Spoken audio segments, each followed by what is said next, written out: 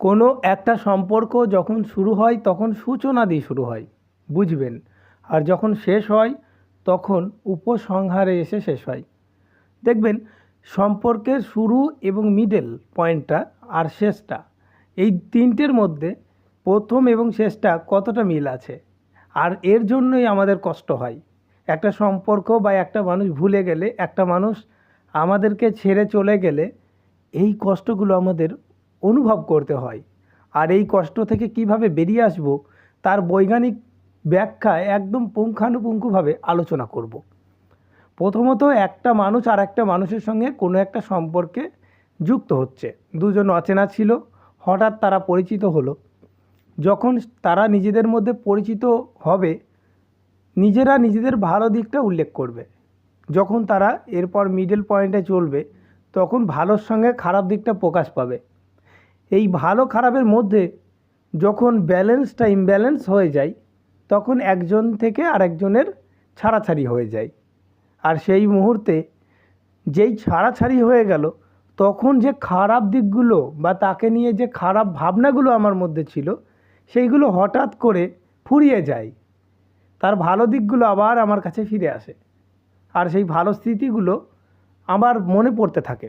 আর এর জন্যই আমি কষ্ট পাই।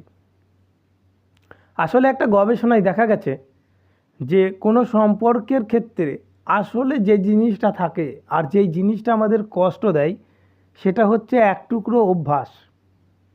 2 বছর আগে তার সঙ্গে আমার সম্পর্কই ছিল না, এই 2 বছর থেকে তার সঙ্গে আমি সম্পর্কে রয়েছি, মানে অভ্যাসে রয়েছি।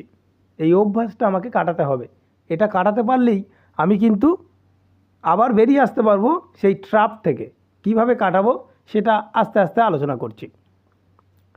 তার সঙ্গে আমি একটা সময় কথা বলতাম, হাসতাম, তার সঙ্গে মনের কথাটা শেয়ার করতাম, রাতে একটু ফোন করতাম বা একটু দেখা করতাম। এইটা হচ্ছে একটা অভ্যাস। আর সেই অভ্যাসটা আমাকে প্রতিনিয়ত এখন কুড়ে কুড়ে খাচ্ছে, কষ্ট দিচ্ছে, বিছানায় বালিশ ভেজাতে হচ্ছে। এই অভ্যাস থেকে আমাকে বেরোতে হবে।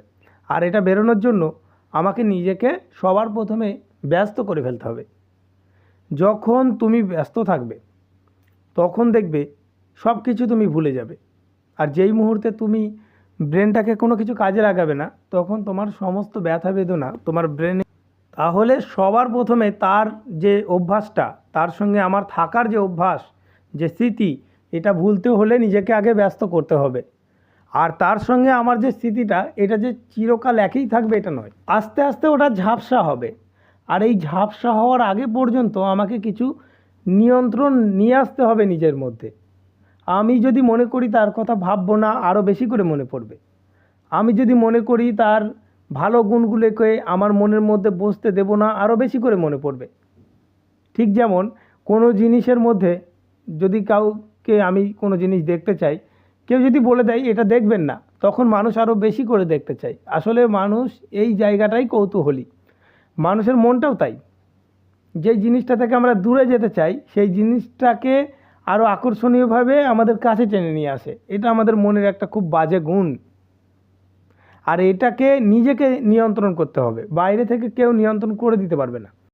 সামান্য একটা ভিডিও, একটা বই কখনোই পারে না। নিজে মেডিটেশন করতে হবে, দরকার হলে যোগা করতে হবে, এবং সঙ্গে সঙ্গে নিজের মনের মধ্যে নিয়ন্ত্রণ আনতে হবে, যাতে আমি সেই বিষয়টাকে ভুলে থাকতে পারি। আর এটা তারা তত তাড়াতাড়ি ভুলে যেতে পারে, তত তাড়াতাড়ি বেরিয়ে আসতে পারে যার মনের মধ্যে যার নিয়ন্ত্রণ যত বেশি, যে যত শক্তিশালীভাবে নিজের মনকে কন্ট্রোল করতে পারে। সে শুধু এই বিষয়টা নয়, সব বিষয়েই নিজেকে কন্ট্রোল করতে পারে এবং তারা ভুল কম করে। তাহলে আমরা খুব ভালো করে বুঝতে পারলাম যে একটা সম্পর্ক থেকে কিভাবে আমরা বেরিয়ে আসবো।